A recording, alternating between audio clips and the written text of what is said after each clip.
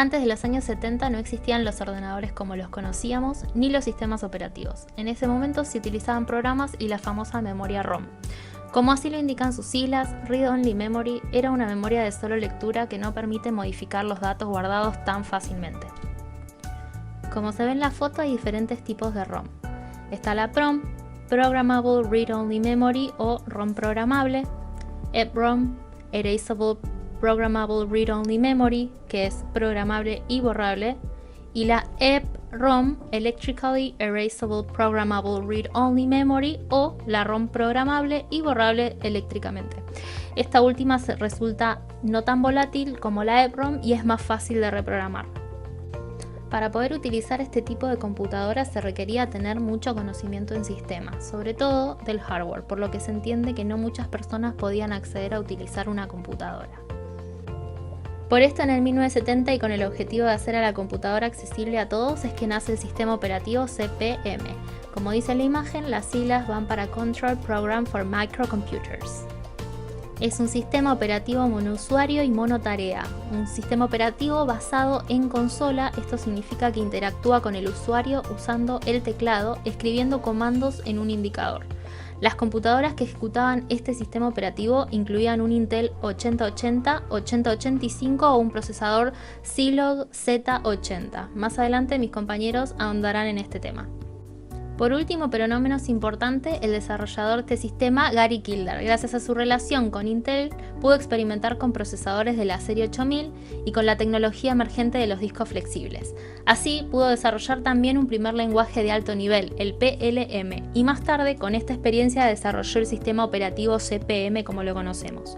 Se lo presentó a Intel, pero no llegaron a nada. No les interesó, así que fundó Digital Search y lo sacó al mercado. Para que CP/M pueda funcionar, una computadora debía contar con ciertos requisitos mínimos según su arquitectura. Para una arquitectura de 8 bits se debía contar con un procesador Intel 8080, 8085 o Zilog Z80. Para una arquitectura de 16 bits se debía contar con un procesador Intel 8086, Motorola 68000 o Zilog Z8000. En cuanto a la memoria operativa, debía contar con al menos 20 KB de RAM. Y para el almacenamiento era necesario como mínimo un disco duro de 10 MB. Abajo a la derecha pueden observar cómo era un disco duro de la época y pueden ver también la comparativa de tamaño de los platos de dicho disco con un gabinete de PC actual. El sistema operativo CP/M está compuesto por tres subsistemas. El CCP, que es el Console Command Processor, es la parte que controla la interacción con el operador en modo comando, es decir, cuando un programa de usuario no se está ejecutando. Carga los programas en el TPA, del cual hablaremos más adelante, y también los ejecuta, crea, elimina, entre otras funciones de limpieza. Es la shell del sistema operativo, se encarga de ser el intérprete de los comandos utilizando mandatos y parámetros propios. El B2, Basic Disk Operating System, es la parte del sistema operativo CP/M que maneja todas las transacciones básicas de archivos en disco. Por ejemplo, leer y escribir, un registro o asignación dinámica de memoria, entre otras tareas relacionadas al disco. Es independiente de la máquina, es el mismo para todas las microcomputadoras, sin importar la interfaz de la unidad del disco o los periféricos. Se lo considera el corazón del CP/M. Por último, tenemos el BIOS, que es el Basic Input Output System. Es el segundo subsistema principal de nuestro sistema operativo CP/M. Contiene toda la programación que depende de la máquina, es donde se encuentran todos los programas de entrada y de salida, como por ejemplo los del dispositivo consola. Junto con el B2 son el núcleo del CP/M, ya que están en constante ejecución. En los ordenadores CP/M, la cantidad máxima de memoria que la CPU puede direccionar es de 64 KB, lo que equivale a 65.535 bytes. Es decir, cada ubicación en la memoria tendrá una dirección numerada del 0 a este número. Nuestro sistema operativo CP/M divide a la memoria en bloques con determinada cantidad de memoria para su uso. CP/M puede ejecutarse bajo muchas combinaciones de memoria y dispositivos de entrada y de salida. Por lo general, utiliza los primeros 42 KB de memoria principal para el TPA, CCP, B2 y BIOS, dejando los 24 KB restantes para los programas de usuario, en la parte superior de la memoria. El mob CPM toma cada uno de los módulos individuales del sistema operativo y los modifica para que puedan operar en las ubicaciones en el nuevo tamaño del sistema. Podemos decir entonces que tiene una flexibilidad con respecto a la ubicación en la memoria. Una desventaja de CPM es que carece de seguridad en memoria. Un programa creado por el usuario podría interactuar con cualquier parte del sistema, asumiendo un gran riesgo para su integridad. Si hablamos de memoria, debemos mencionar el TPA, Transient Program Area. Se encuentra entre la ubicación de la memoria 256 y la parte inferior del B2. Aquí los programas de usuario se almacenan y ejecutan. Se superpone con el CCP. Su tamaño depende de la RAM disponible. CPM carga programas aquí, comenzando en la ubicación 256 y se dirige hacia arriba, llenando bytes hasta que el programa esté completamente cargado o nos quedemos sin memoria disponible para el TPA. Si el programa se excede en tamaño para recibir solo aquí, se carga sobre el CCP para obtener el espacio adicional necesario. Una vez finalizado, el CCP se vuelve a cargar desde el disco, lo que denominamos como un arranque en caliente, a diferencia del arranque en frío que lee todo el sistema operativo de nuevo.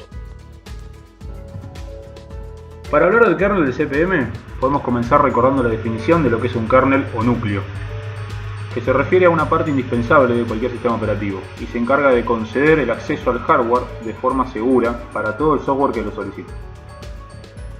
CPM utiliza un kernel que es denominado monolítico. Significa que él mismo trabaja en su propia fase, como podemos observar en la imagen. Se diferencia de otras arquitecturas en que aquí se define solo una interfaz virtual de alto nivel sobre el hardware del ordenador. Los servicios propios del sistema operativo, como por ejemplo la planificación de procesos, la concurrencia, el file system y la gestión de memoria, son implementados por un conjunto primitivo de system calls, o sea, de llamado al sistema. En esta arquitectura hay una correspondencia entre el programa que conforma el sistema operativo y el núcleo en sí. Algunos sistemas operativos que utilizan este tipo de kernel, aparte de CPM obviamente, son Linux, Windows, las versiones 95, 98 y ME, y Mac, hasta la versión 8.6. Bueno, vamos a hablar un poco de la estructura interna. Todos los comandos de este sistema operativo funcionan utilizando el llamado System Calls o llamadas al sistema. Son llamadas de rutina y se generan únicamente cuando la computadora le cede el control al sistema operativo. ¿Qué pasa cuando la tarea se completa? Bueno, se devuelve en control a la computadora. Esto en su momento era un gran beneficio, ya que no se tenía que modificar el programa para cada dispositivo, sino que se solucionaba con la llamada al sistema y el sistema operativo se encargaba del resto. Ahora vamos a hablar un poco de la portabilidad, que es esto que siempre se hace notar en este sistema operativo.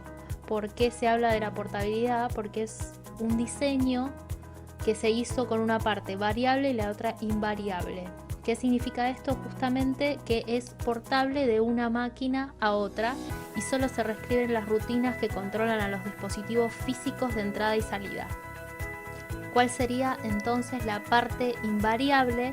Es la que está escrita en PLM, que no sé si se acuerdan, pero en la introducción dijimos que era el lenguaje de los discos flexibles y entonces este contiene las rutinas de control justamente de los discos.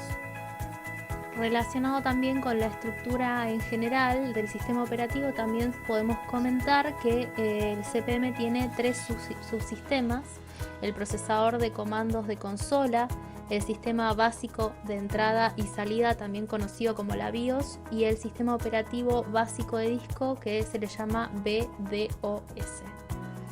Para terminar, voy a explicar brevemente cómo se relaciona con el usuario. El sistema operativo lo hace a través del procesador de comandos, quien a su vez llama al BDOS o a la BIOS dependiendo de la tarea que quiere desarrollar. Buenas tardes, mi nombre es Ignacio Aprile y vamos a hablar sobre el sistema CPM siguiendo con la diapositiva de llamadas al sistema básicas. Podemos observar dos imágenes, una es del dispositivo console y la otra es de una cinta perforada que es una forma de almacenamiento de datos. Las llamadas de entrada y salida básicas se encargan de la entrada y salida de los 4 dispositivos de entrada y salida lógicos. Estos dispositivos son console, list, punch y read. El dispositivo read se va a encargar de leer la cinta de papel, el dispositivo punch se va a encargar de perforar una cinta de papel. Esta es la que mencionamos y tenemos una imagen acá. Luego el dispositivo list se va a encargar de la salida para copiar. Un ejemplo puede ser una impresora o la cinta de papel para perforar. El dispositivo console es una terminal, que acá tenemos una imagen. Luego tenemos las llamadas de entrada y salida de disco, que es la interfaz entre el programa y la estructura de los archivos. Esto lo hace a través de bloques de memoria, los cuales vamos a hablar más adelante. El llamado de funciones básicas es un ejemplo de la forma general de hacer las llamadas al sistema. Cuando se quiere hacer una salida, el carácter que se quiere emitir se va a ingresar en el registro E y el número de llamada en el registro C. Cuando se quiere hacer una entrada, se coloca el número de llamada al sistema en el registro C y nuestro registro A va a contener el carácter cuando devuelva el control al programa. En la siguiente diapositiva podemos observar que son llamadas de entrada y salida básicas. Una de estas llamadas es el buffer de entrada y salida. Son llamadas del tipo cadena que tienen el fin de imprimir por la pantalla la cadena en el dispositivo console. Revisa el contenido que hay en el registro D y E y busca el signo pesos. Este signo pesos funcionaría igual que el /0 en C++ cuando recorremos las cadenas y nos indica el fin. Y se coloca el número de llamada al sistema en el registro C, la llamada de buffer de entrada y salida. La siguiente llamada es el cambio de byte de estado. En general se utiliza stat, que es una utilidad del directorio, pero este cambio sirve para asignaciones dinámicas. Se encuentra en la dirección de memoria 004H y tiene un get y un set para el byte de estado. El get in out byte devuelve el contenido en el registro A y el set in out byte escribe el valor del byte en el registro E en la dirección de memoria. Luego tenemos la llamada de acceso directo a la consola. Tiene una llamada que se llama getConsoleStatus. Significa obtener el estatus de la consola. Esta función se va a preguntar si tiene algún carácter escrito en el registro A. En caso de tener escrito un carácter, va a contener 0FFH. En caso de que no, 00H. La otra llamada que contiene es el Direct Console In Out, que sería entrada y salida de consola directa. Solo se va a permitir en CPM 2.0 en adelante, porque tenemos 3 bytes más en el File Control Block. Lo vamos a explicar más adelante. Esta llamada va a verificar el valor que hay en el registro E y si es 0FFH, sabe que se trata de una entrada, entonces va a guardar el siguiente carácter en el registro A. Si no es 0FFH, va a asumir que se trata de una salida, y el carácter o valor que esté contenido en el registro E se enviará por el dispositivo console. Esta llamada admite tanto la entrada como la salida, porque lo va a verificar por qué tenga escrito dentro. Luego tenemos una llamada de reinicio de sistema, que cuando se termine de ejecutar el programa y se quiere ejecutar un arranque en caliente, va a devolver el control a la consola de comandos, que sería el CCP. En la siguiente diapositiva tenemos las llamadas de entrada y salida de disco, que al estar trabajando con bloques y datos tan grandes, se van a configurar dos bloques de memoria para pasar datos y parámetros entre el programa y el disco. El buffer de datos del disco es un bloque de 128 bytes de espacio de almacenamiento y se utiliza para las operaciones de lectura y escritura. Puede estar ubicado en cualquier parte del disco. El bloque de control de archivos es un bloque de 33 bytes o 36 en la versión 2.0 de CPM.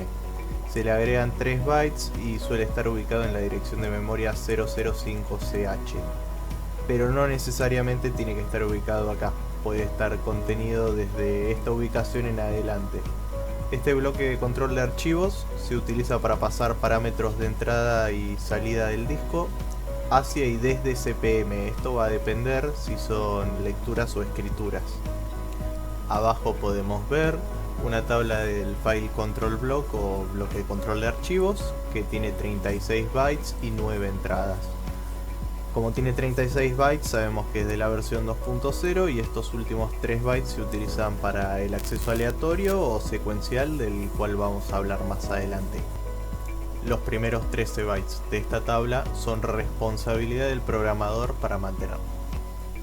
En esta tabla de 9 entradas, en la primera entrada podemos observar que almacenado en el byte 0 va a contener el número del disco a acceder. En la entrada número 2 va a almacenar en el byte 1 al 8 el nombre del archivo.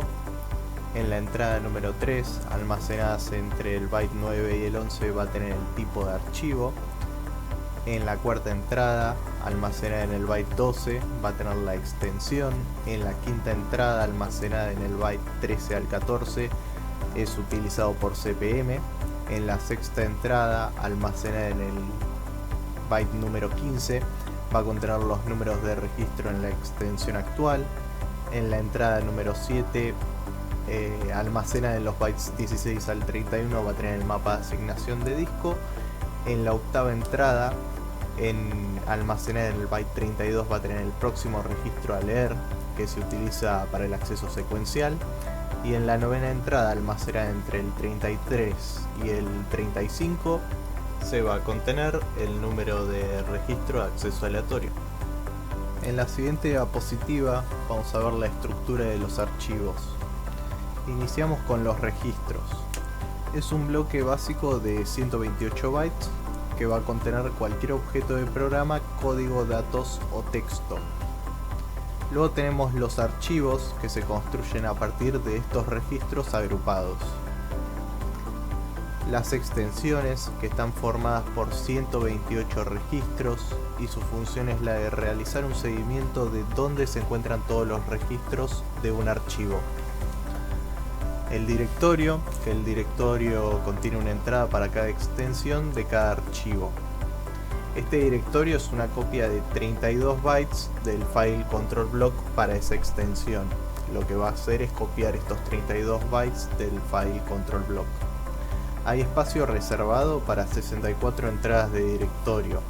Entonces nuestro espacio reservado para estas entradas es de 2048 bytes. En las unidades de asignación podemos ver la imagen de un disquete para analizar el espacio que tenemos. En naranja están las pistas, en azul los sectores. Hay 77 pistas y 26 sectores. Cada sector estaría ocupando 128 bytes. Estas unidades de asignación son el conjunto de 8 sectores, por eso su tamaño es de 1024 bytes.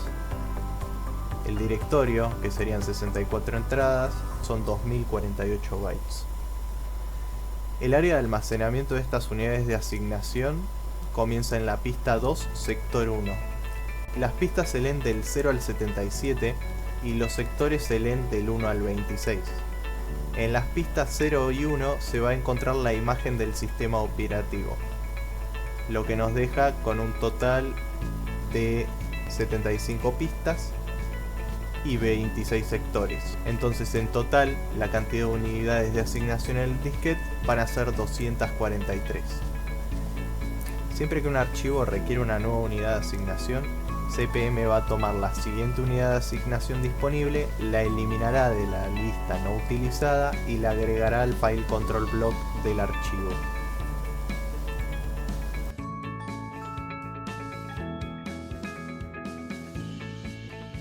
En la siguiente diapositiva vemos las llamadas para mantenimiento de archivos. Creación, eliminación y cambio de nombre de archivos. Dentro de esta tenemos la llamada del sistema de makefile. Si un archivo no existe en el disco, se tiene que crear con esta llamada. Lo que va a hacer es realizar una entrada en el directorio para el archivo. Esta entrada de directorio va a estar en el disco. CPM va a crear automáticamente nuevas entradas de directorio para cada nueva extensión según vea necesario por la extensión de nuestro archivo. La llamada delete file va a borrar el archivo y la llamada rename file va a renombrar el archivo. Llamadas de abrir y cerrar archivos. la llamada al sistema de OpenFile.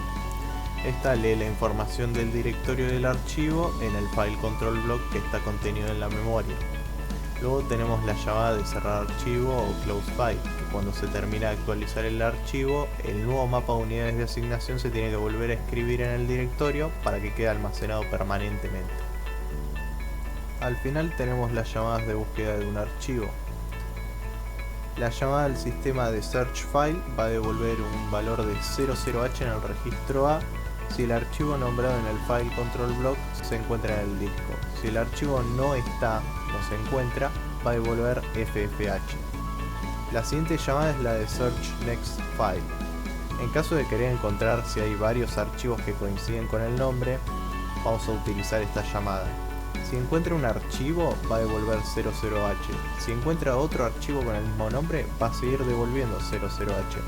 Cuando no encuentre coincidencias, va a devolver FFH.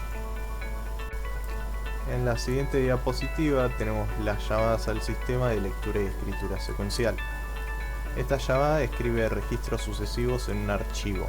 Una vez abierto un archivo, cada comando sucesivo de lectura o escritura va a leer o escribir el siguiente registro en este archivo. El programa puede establecer la extensión inicial y el registro. Esto se hace en los bytes 12, que sería la extensión, y 32, que sería el próximo registro a leer en el file control block. Esa sería la manera de leer secuencialmente un archivo. La desventaja de esta llamada al sistema es que requiere mucho procesamiento si se quiere modificar un archivo, porque se tiene que reescribir completo, se tiene que recorrer el archivo y sus registros sucesivos que tenga. La siguiente llamada al sistema es la llamada de lectura y escritura aleatoria, que permite leer o escribir cualquier registro en un archivo sin tener en cuenta cuál viene antes o después de este. En CPM 1.4 se utiliza un acceso aleatorio utilizando la llamada de acceso secuencial. En CPM 2.0 se amplió el acceso aleatorio. Los registros no tienen por qué ser contiguos y las llamadas write random, read random y set random record se agregaron. Estas llamadas convierten los números de registros en la extensión apropiada a designar de registro. Esto se hace en los bytes 33 al 35 del file control block. En la siguiente diapositiva vemos una tabla de referencias con el código de llamada al sistema y su descripción. El sistema CPM tiene un solo directorio, con entradas de tamaño fijo. Aquí es donde los archivos del sistema se enumeran. Una vez que arranca CPM, lee el directorio y luego calcula un mapa de bits que contienen bloques de disco libres. Este mapa se mantiene en memoria durante la ejecución y cuando se cierra el sistema se descarta. Cuando el usuario escribe un comando, el shell lo copia en un buffer dentro de los 256 bytes inferiores de la memoria. Luego busca el programa a ejecutar, lo lee en la dirección 256 y se empieza a ejecutar. El programa puede sobreescribir el shell si necesita memoria. Cuando el programa finaliza, si se sobreescribió el shell, lo vuelve a cargar. Además de esto, CPM proporciona 38 llamadas al sistema, para programas de usuario, entre las más importantes, la lectura y escritura de archivos. Para leer un archivo, primero debe abrirse. Cuando CPM recibe una llamada al sistema abierto, lee y busca en el directorio. Una vez que encuentra la entrada, obtiene los números de bloque de disco, que están almacenados en la entrada de directorio. En la imagen que estamos visualizando, encontramos el formato de una entrada de directorio, con los siguientes campos: el código de usuario, que es el que realiza el seguimiento de qué usuario es el propietario del archivo. Cada usuario tiene un directorio virtual sin la sobrecarga de manejar varios directorios. El nombre del archivo. El nombre base son hasta 8 caracteres, en los cuales se pueden utilizar mayúsculas, dígitos y pocos caracteres especiales. A su vez está lo que es la extensión del archivo, que viene después del nombre y contiene 3 caracteres. Luego de estos tenemos lo que es el recuento de bloques. Nos va a indicar la cantidad de bytes que contiene la entrada del archivo. Los 16 campos finales tienen los números de bloque de disco. Cada uno pesa 1 kilobyte, por lo que un archivo tiene un tamaño máximo de 16 kilobytes. El diseñador de CP/M creó una trampa de escape para archivos que superen los 16 kilobytes. Utiliza 2 o más entradas de directorio según el peso del archivo. Por último, el campo de extensión es el que realiza el seguimiento del orden de las entradas de directorio y establece cuáles son los primeros 16 kilobytes, los segundos y así sucesivamente. Les voy a hablar ahora del comienzo del fin de la vida de CP/M. IBM en 1980 comenzó a desarrollar su computadora modelo IBM PC 5150. En primera instancia, IBM le envió una propuesta comercial a Digital Research, solicitando la licencia de CP/M para sus computadoras. Por algunos términos de esa propuesta, no lograron convencer a Gary Kildall, el dueño de Digital Research, para que acepte. Debido a esto, IBM inició acuerdos con Seattle Computer Products, SCP, para obtener la licencia de otro sistema operativo llamado 86DOS, cuyo creador, Tim Patterson, se inspiró en CP/M para desarrollarlo, tomando su arquitectura general y su interfaz, entre otras cosas. Este acuerdo fue satisfactorio para ambas partes. Tiempo después, Gary Kildall llegó a un acuerdo con IBM para ofrecer alternativamente su sistema operativo en las computadoras. Pero ese acuerdo llegó demasiado tarde para ese sistema operativo, para Gary Kildall, digamos, y para CP/M. Para ese momento, Microsoft, presidida por Bill Gates, había adquirido la licencia de 86DOS, cambiando su nombre primero por PC-DOS y luego por el conocido MS-DOS. Este suceso marcó el comienzo del fin para CP/M, ya que por un lado, otras empresas reconocidas de la época como Compaq obtuvieron la licencia de MS-DOS para sus computadoras, y por otro lado, el costo de una computadora con CP/M era mucho mayor que con MS-DOS, por lo cual fue la debacle de CP/M. Cuando Gary Kildall desarrolló CP/M, resultó ser algo muy novedoso para la época, debido a su versatilidad, tecnología y rapidez, y también porque brindaba la posibilidad de que los programas escritos en CP/M fueran portables a cualquier microordenador. A pesar de que CP/M se inventó hace varios años y hoy en día ya no se utiliza, de alguna forma su ADN todavía sigue vivo en muchos productos utilizados por millones de personas a diario todos los días. Esto se refiere a las letras de unidad y los nombres de archivos reservados por el sistema, entre otras cosas. Así que bueno chicos, espero que les haya gustado, esto fue nuestro trabajo.